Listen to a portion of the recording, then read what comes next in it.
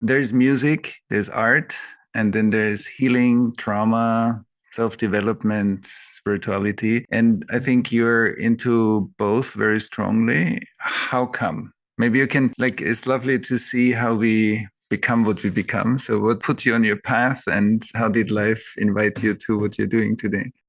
And I have some guesses. That's the best I can call them, are guesses as to why my proclivities are what they are. I think for me, the healing arts, for me, that's the whole sort of broad stroke umbrella of what I fall under. I think the temperament that I am, highly sensitive, and I'm an empath in a multitudinous ways. So I think that what comes along with that is a conscientiousness and a servicefulness. And it's sort of an orientation, basically, wherever I show up, musically, artistically, psychotherapeutically, trauma recoverily. It's all with an idea of wanting to show up to serve through the senses, through art, through body, through movement, through surrendering to flow and evidencing what it might look like for people on stage. One of the most resonant moments for me is being on stage and really kind of tapping into that mirror neuron thing where my movement, my expression of any given emotion is a green light at least, or an invitation at best for people to experience that in their own body and their own personalized version of it. So really, I think being in the public eye for me with the expressions that I do, these self-expressions,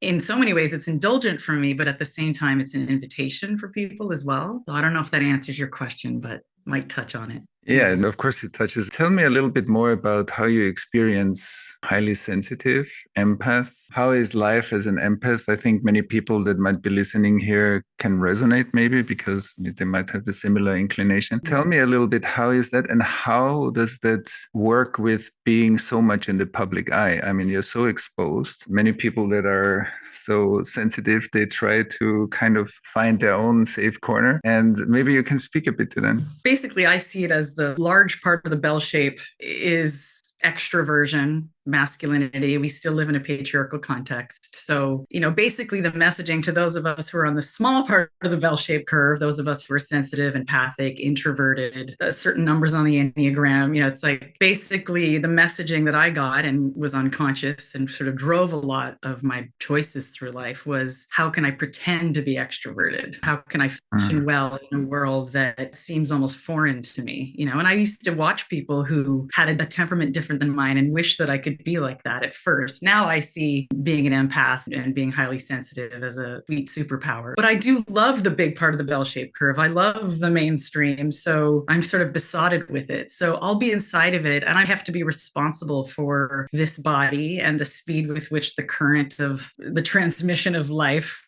courses through me. I think ultimately we all have to be responsible for the speed with which that current moves through us. So that might look like after a show or a big event where there's a lot of stimulation, that there's pin drop silence for me that I can restore. So that's really my responsibility, to make sure that whatever lifestyle I've chosen is sustainable. And I've had chapters that are not sustainable. And parenthood is an interesting chapter where there's no 3 hours to myself is not really an option. So for me, the more I got to know, I think knowledge has been great power for me. The more I've gotten to know my temperament, gotten to know my amygdala, getting into the neuroscience, the trauma recovery, the deep introspection and intrapersonal intelligence fostered and cultivated has been really powerfully kind to myself and to those who may come to my shows. And I feel like we all find each other eventually. And I know that it was, the meek shall inherit the earth, but I actually think the introverts and the sensitives and us philosophers archetypally, us being in positions of leadership is a boon for the consciousness of this funny planet. I just think to the best of my ability, I love supporting certainly my own self, but supporting those who are temperamentally maybe predisposed to not wanting to be in the public eye, not doing the keynote talks, not doing the TED Talks, supporting those people in launching their biggest vision while supporting them in taking care of their body and their temperament. Beautiful. I was going to say the same. I think when people listen to you, especially when they feel resonance with what you're saying, that it feels empowering to them. And it also sounds to me like you are on a journey, and that journey made you also stronger. So maybe you can speak a little bit to your own healing journey. And in retrospect, what do you feel are the cornerstones of your healing journey? Because if we listen to you, then we can learn and apply it maybe in our life in a bit of a different way. But there are certain principles Maybe you can speak a bit to those. I feel blessed in that I have a pretty deep understanding of a lot of therapeutic models. So in some ways, I feel like whatever itch is happening, that there is a scratch available. I'm a huge fan of Dick Schwartz and IFS work. I've been a parts person since as far back as I can remember, to the point where some of my friends are like, okay, with the multitudinousness.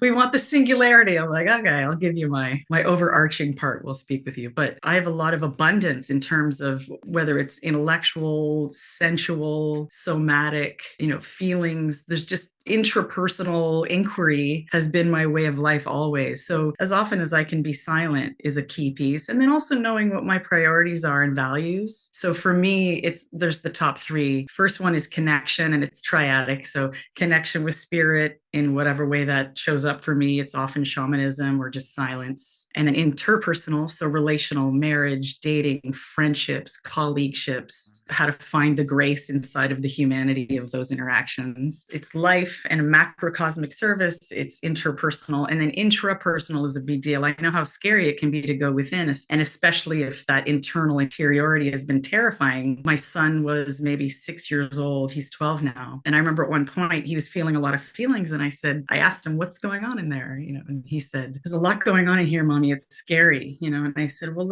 I'll go in with you. We'll go in together. He said, okay, and something about us supporting each other in this inquiry. And that's what I also love about IFS too, is that you're going in, but in my case, with the therapist. I thank therapists any moment I can get a chance to thank them, because it's been a life-saving dynamic with me. But the idea of cultivating this interiority, and for those of us who are introverted and empaths, it's a way of life for us, right? My interior world is so rapturous. There's so many amazing internal dialogues and conversations to be had in here, and insights. So my time alone is sacred. And then a lot of times with highly sensitive people, one-on-one is powerful. So anytime I can create a one-on-one conversation or dialogue or a listening, my favorite. That's beautiful.